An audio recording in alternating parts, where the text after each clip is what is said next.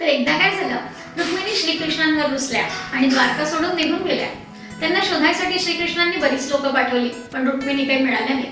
शेवटी श्रीकृष्णांनी स्वतः रुक्मिणीला शोधायचं ठरवलं. तेव्हा त्यांच्या असं लक्षात आलं की रुक्मिणी दंडकारण्यात गेल्या आहेत. श्रीकृष्ण स्वतः त्या दिशेने निघाले आणि मध्यंतरी त्यांना पंढरपूर नावाचं एक गाव लागलं. त्या गावात गेल्यावर त्यांना असं कळलं की इथे पुंडलिक नावाचा एक इसम आहे, जो त्यांच्या आई वडिलांची खूप तन्मयतेने सेवा करतो. म्हणून श्रीकृष्णांनी ठरवलं की मला आज पुंडलिकाला भेटायचंय. श्रीकृष्ण पुंडलिकाच्या दारापाशी उभे होते आणि त्यांनी बाहेरून पुंडलिकाला आवाज दिला, पुंडलिक. आणि आतून आवाज आला, मी माझ्या आई वडिलांची सेवा करतोय, जरा वेळ थांबा. थोडा वेळ थांबल्यानंतर श्रीकृष्णांनी परत पुंडलिकाला आवाज दिला. म्हणाले, पुंडलिक, मी श्रीकृष्ण बाहेर तुझी वाट बघतोय.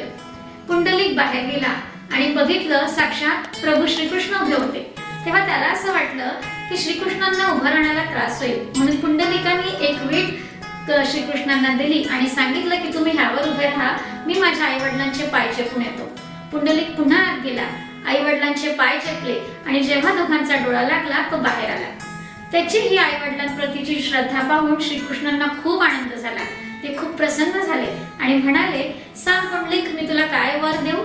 आणि पुंडलिक अतिशय भक्तिभावाने त्यांच्याकडे बघत हात जोडून म्हणाला, हे ईश्वर, तुम्ही पंढरपुरामध्ये अगदी असेच कमरेवर हात देऊन उभे राहा आणि पंढरपुरातल्या भक्तांचे कैवारी व्हा.